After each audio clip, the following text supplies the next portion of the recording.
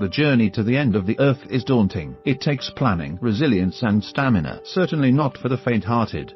The trek to Fogo Island, one of the four corners of the world, according to the Flat Earth Society, involves 3 flights, 2 road trips and a ferry journey through pack ice. You have to really want to visit Fogo, a remote fishing community off the Newfoundland and Labrador coast of Canada. But when you do finally reach this wilderness lover's wilderness, you will never want to leave, ever. Smaller than the Isle of Wight, around 100 square miles, and with a population of fewer than 2,500, Fogo was, until recently, a community on its knees. Young islanders were leaving in droves.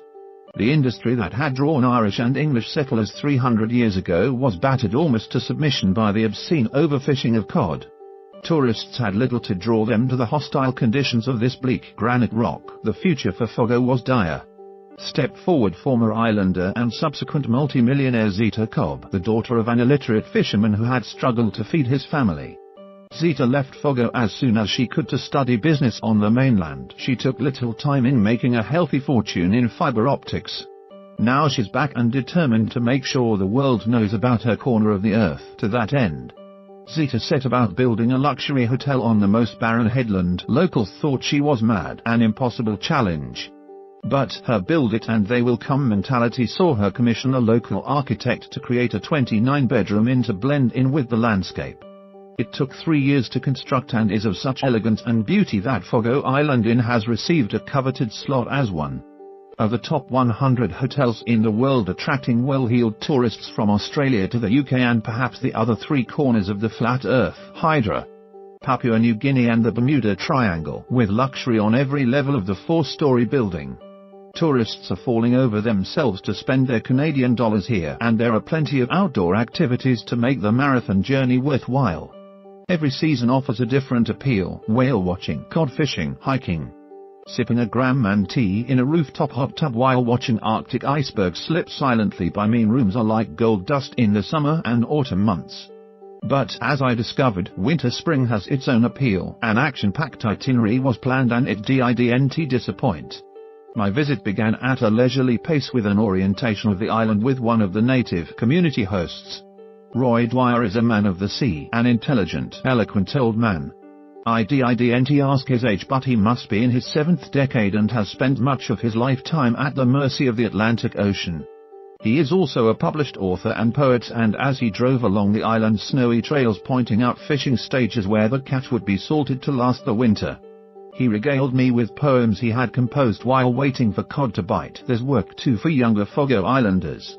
And not just within the hotel. Those who understand the idiosyncrasies of the landscape and the unpredictability of the weather are invaluable to tourists. Snowmobiling across a frozen lake was a heart-stopping moment for me. But I was in the safe hands of extreme tourist guide PJ. He later reassured me about the thickness of the ice by drilling a deep fishing hole before handing me some twine attached to a twig with a piece of cheese on the end and enticing me to fish for trout.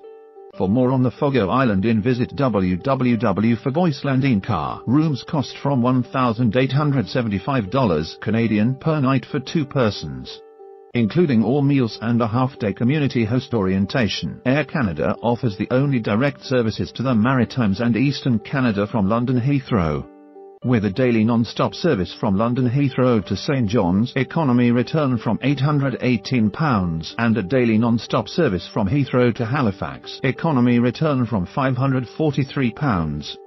Find out more at www.aircanada.com or call 00800 6699 2222. For more on all Canada has to offer, visit www.destinationcanada.com. We then snowshoed along the tree line towards a log cabin where we had a welcoming cup of tea before venturing outside again in chilly conditions for a boil-up or barbecue. Fun but freezing. I was pleased to eventually head back to the understated luxury of the hotel for a superb supper from the award-winning chef. It snowed heavily overnight, providing more than enough of the fluffy stuff to allow T.A. Loeffler, an Arctic explorer and mountaineer, to illustrate how to build a quince hay, a posh igloo that takes quite a lot of brute force to make. In need of a relaxation, I headed indoors for a cuddle from make and break the inn's hounds. Before heading to the hotel's rooftop hot tub, gazing at the stars, I reflected on how Zita Cobb's vision along with the intertwined industry that supports the hotel, has literally saved the island. Come soon before the secret is out. To reach Fogo Island, Kay traveled business class with Air Canada.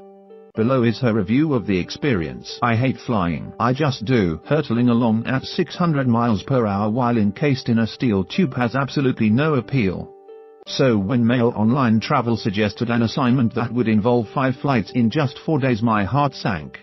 I was also due to travel with Air Canada, an airline I'd never flown with before. Fear of the aviation unknown made me almost wimp out.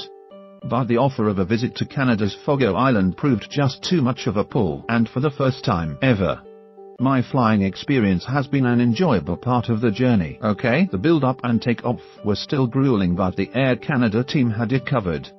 The luxury of the lounge and then the business class pods and board made for the perfect antidote to tearful tensions and sweaty palms. To reach Fogo Island, one first had to travel to Montreal, with my flight there departing from Terminal 2 at London Heathrow. It's an age since I've flown from that terminal, so I wasn't really prepared for the schlep from security to the Air Canada lounge. Be prepared for a good 15-minute walk and finding it challengingly tucked away next to Dixon's, however. Once inside and after a warm welcome from the reception team, who had been forewarned of my flying fear, I was guided to a quieter corner of the rather swish lounge that offers comfortable seating for plane watchers, along with terminals for business travelers and a restaurant for those who would rather be nil by mouth once on board. I indulged in some alcohol along with self-soothing and breathing techniques. When it was time to board, I was escorted from the lounge and straight onto the aircraft after another good walk, where Captain Camo and First Officer Gasso welcomed me into the cockpit of their Dreamliner. They were charming and even made laugh. Many carriers are bringing the Dreamliner on stream, as air quality on board means less chance of jet lag, I'm told. As the pilots said goodbye and prepared for takeoff, the Air Canada cabin services director gently guided me to a rather swish business class pod. Cocooned from other passengers, I discovered the seat and in-flight entertainment controls are completely intuitive. I was particularly enthralled by the controls for the window blinds. The press of a button saw my cocoon go from sunlight to a gentle blue glow. Nice, but the coup de grace for me was the food. I dined on prawns, steak and chocolate cake, accompanied by chilled champagne and a sensational Sauvignon Blanc before reclining to a fully flat bed and some sleep. Arriving in Montreal and with 2 more flights before my final destination, I felt remarkably relaxed and refreshed. My fear of flying may have become just that little bit easier. Tell me where the freak's at.